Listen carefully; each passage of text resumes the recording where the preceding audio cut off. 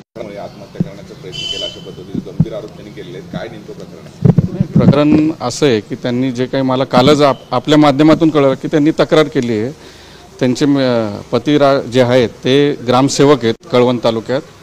तर माझ्याकडे जे काही त्यांची ज्या पंचायत ते काम करत होते तिथल्या जनतेची मला तक्रार आली होती. त्या अनुषंगाने मी त्या तक्रारीचं निरसन करण्यासाठी त्याबाबत मी सीओ मॅडम असतील किंवा आयुक्त असतील गेडाम साहेब यांना मी पत्र दिलं आहे आणि शासनाकडे आपण लक्षवेधी करून ह्याबाबत चौकशी व्हावी ह्याबाबत मी हे केलं आहे.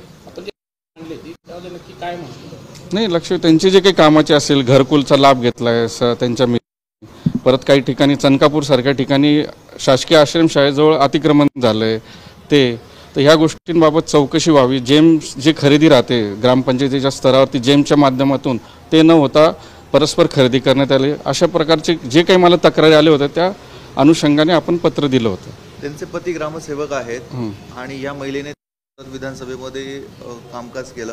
तो राग मनात धरून तुम्ही गेल्या काही महिन्यापासून त्यांना त्रास देता? नाही महिन्यापासून कुठलाच त्रास नाही. मलाच त्यांच्या माध्यमातून कळालं की मी त्यांना त्रास दिलाय. असा कुठला त्रास दिला असेल तर त्यांनी मला सांगावं. त्यात माझं काहीच म्हणणं नाही. तुम्ही ह्याची चौकशी लावली नेमकं त्यांनी अनधिकृतपणे काम केलेलं आहे? हो त्याबाबतच चौकशी केली. ग्रामसेवक त्यांचं नाव रामू म्हणतात त्याला महाजन असं त्यांचं नाव आहे.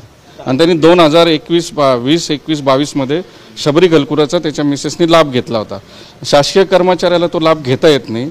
लाभ जरी घेतला नंतर त्यांचं म्हणणं आहे की मी पैसे भरले पण पैसे त्यांनी 1 वर्षानंतर भरलेत. लाभ घ्यायला पाहिजे नव्हता. त्या शबरी घलकुलं हे विधवा अपंग जे गरजू असतात त्यांना लाभ मिळायला पाहिजे. एक माणूस तिथं वंचित झाला आहे त्या गावाचा त्यांच्या माध्यमातून.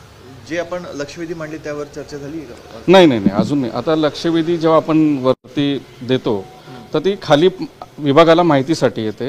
विभाग त्याची सर्व माहिती घेऊन वरती पाठवतो आणि तो सर्वस्वी स्वीकारायचा अधिकार मान्य नाही. त्यांनी जो आत्महत्या करण्याचा प्रयत्न केला त्याच्या मागचं नेमकं काय खरं कारण आहे? नाही मग ते मला काही सांगता येणार नाही त्याचं काय कारण की मला कळालं की त्यांनी परवा काहीतरी घेतलं आणि खाजगी रुग्णालयात दाखल झाल्यानंतर 4 का 5 वाजेनंतर त्यांनी तिथून ते घरी परत गेले. आणि जसं कुठल्या पद्धतीने समजा पत्रकार असतील किंवा मीडियाच्या माध्यमातून परत त्याच दवाखान्यात ॲडमिट झाले आणि तो खाजगी दवाखाना आहे.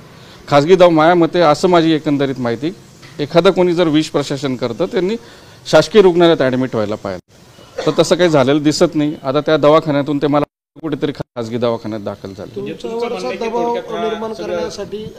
हो दबाव करण्याचाच प्रयत्न आहे असं मला एकंदरीत वाटतं. चिठ्ठी लिहिलेली आहे त्या चिठ्ठीमध्ये तुमचं नाव आहे? हो तुमच्या पत्नी? नाही ते त्यांनी चिठ्ठी लिहिलेली आहे.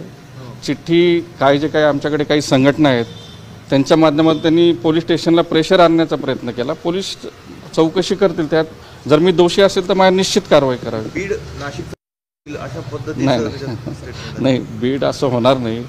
तुम्ही सर्व मला जाणत आहात. मी गेल्या 30 वर्षापासून राजकारण माझा स्वभाव कशी माझी कामाची पद्धत कसे आणि मला माझ्या वडिलांचं वलय असल्यामुळे असं कुठलं बीड सारखं काही प्रकरण होणार नाही असं मला निश्चित वाटतं. त्या महिलेने असं देखील म्हटलं तक्रार देण्यात आली तरी असं नमूद आहे की त्यांचं निलंबन देखील होणार असं काहीतरी पत्र. बघा जर त्यांनी जर चूक केली नसेल तर निलंबित होणार नाही ना.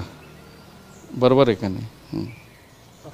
तुम्ही या संदर्भात काही उपमुख्यमंत्री मुख्यमंत्र्यांशी काही चर्चा? हो याबाबत मी चर्चा करणारच आहेत आज गेल्यानंतर. कारण की आज विधान परिषद फॉर्म भरण्याची वेळ असल्यामुळे थोडं मलाही लवकर जायचं आहे. पण निश्चितच माननीय अजितदादांशी तटकरे साहेबांची याबाबत चर्चा करणार. पोलिसांचा काही तुम्हाला फोन या सगळ्या प्रकरणात? नाही अजून नाही आला. गुन्हा दाखल करण्यासाठी अर्ज देखील दिला? हो दिलाय त्यांनी अर्ज दिला. नाही मला काहीच विचारणा झाली नाही. तुम्ही देखील पुढे मग काही तक्रार करायची? हो करणार आहे. त्यांनी माझ्या मिसेसचंही नाव टाकलंय तर माझे मिसेस आता त्याबाबत वकिलांचा सल्ला घेऊन कसं आपण त्याबाबत त्यांच्यावर हे करायचं ह्याबाबत माझे सुविधा पत्नी ह्या जयश्री पवार या माजी अध्यक्ष असल्यामुळे त्या याबाबत तक्रार करणार आहेत.